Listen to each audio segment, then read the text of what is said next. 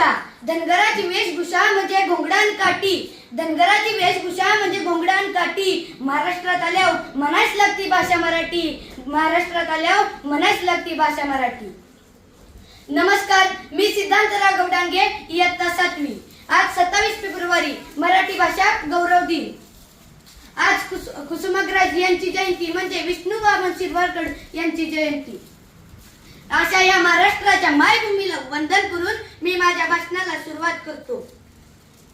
आज जर आपण पाहिले तर आपल्या अशा या अखंड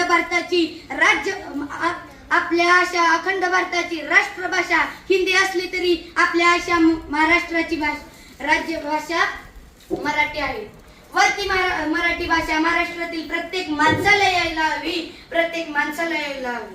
कोणतरी म्हणून गेले माझ्या मराठी भाषेची काय वर्णावी तोरवी. कोणतरी म्हणून गेले की माझ्या मराठी भाषेची काय वर्णावी तोरवी.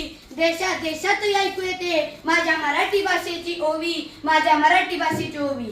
म्हणजे माझ्या मराठी भाषेबद्दल मी माहिती काय सांगू इच्छितो, तिचे वर्णन काय करू शकतो, ती अवर्णनीय आहे. माझ्या मराठी भाषेचे बोल दूर दूरच्या देशातही ऐकू येतात. माझ्या मराठी भाषेच्या ओव्या दूर दूरच्या देशात बोलतात. माझी मराठी भाषा माझी आई आहे. ती माझ्या मनातील भावनांना अर्थ देते. माझी मराठी भाषा माझी आई आहे, ती माझ्या मनातील भावनांना अर्थ देते. मी तिच्या कायम ऋणात राहू इच्छितो. तिच्या उपकारांचे फेड मी कधी फेडू शकत नाही. तिच्या उपकारांचे फेड मी कधी फेडू शकत नाही असे मला वाटते. माझ्या मराठी भाषेचे एक एक शब्द रत्नाचे सुवर्ण मोल आहे आणि ते आपण जपून ठेवले पाहिजे. माझी मराठी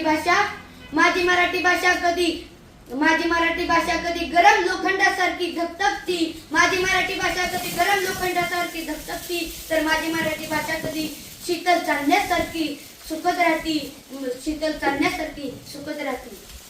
माझ्या मराठी भाषेला रानवाऱ्याचा सुवास आहे. तिला रानवाऱ्याचा सुगावा लागतो. माझी मराठी भाषा विविध बोलीभाषा अंगावर परिधान करून सजलेली आहे, नटलेली आहे.